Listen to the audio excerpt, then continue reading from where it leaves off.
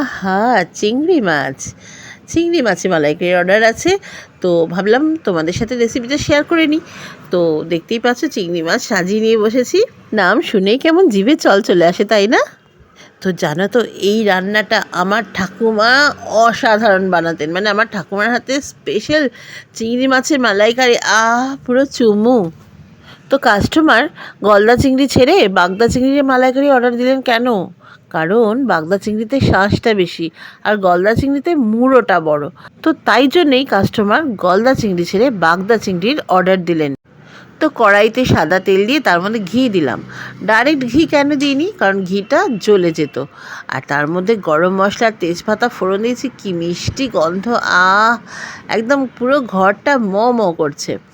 তো যাই হোক, এর মধ্যে এবার পেঁয়াজ আদা রসুন পেস্টটা দিয়ে নিলাম, দিয়ে বেশ করে এটা কষতে হবে।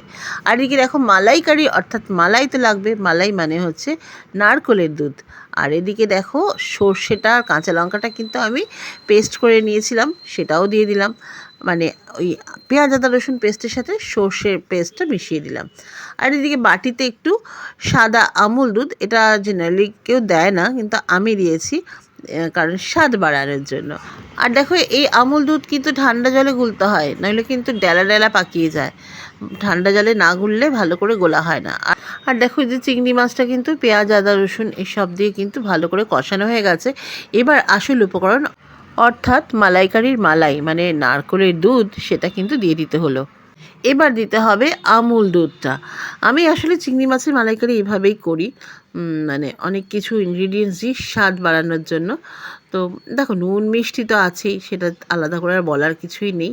এবং সবশেষে কিন্তু পোস্ত বাটা এবং কাজু বাদাম বাটা একসাথে আমি পেস্ট করে রেখেছিলাম, সেটাকে মিলিয়ে দিলাম।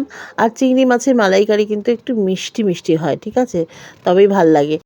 হ্যাঁ, কাঁচা লঙ্কা আমি সর্ষের সাথে বেটেছিলাম বটে, তা সত্ত্বেও আমি কিন্তু গোটা গোটা কাঁচা লঙ্কা রান্নাতে দিয়েছি। আর সর্বশেষে দিতে হবে ঘি। মানে চিংড়ি মাছের মালাইকারিতে কিন্তু ঘিয়ের গন্ধটা বেশি লাগে, মানে বেশি করে ঘি দিতে হবে। শুরুতে তো দিয়েছি, শেষেও বেশি করে ঘি দিতে হবে, আর গুঁড়ো গরম মশলা। ঘরময় একটা মিষ্টি চিংড়ি মাছের মালাইকারির গন্ধ একদম মোমো করছে। আর দেখো কাস্টমারের জন্য কিন্তু একদম পুরো প্যাকিং করে রেডি হয়ে গেছে। এক একটা কন্টেনারে 5 পিস করে বাগদা চিংড়ি রয়েছে, আর সেই সাথে তো গ্রেভি আছেই। কতক্ষণে যে এই হোম ডেলিভারিটা দিয়ে এসে খেতে বসবো, খিদে পেট চোচো করছে। আর বলে না ঘ্রাণে না অর্ধ বোঝে না, সত্যি কিন্তু আমার অর্ধেক পেট ভরে গেছে। তো চলো, তোমাদের সাথে আজকে আমি চিংড়ি মাছের মালাইকারি শেয়ার করলাম। তোমাদের কেমন লাগলো কমেন্টে জানাও।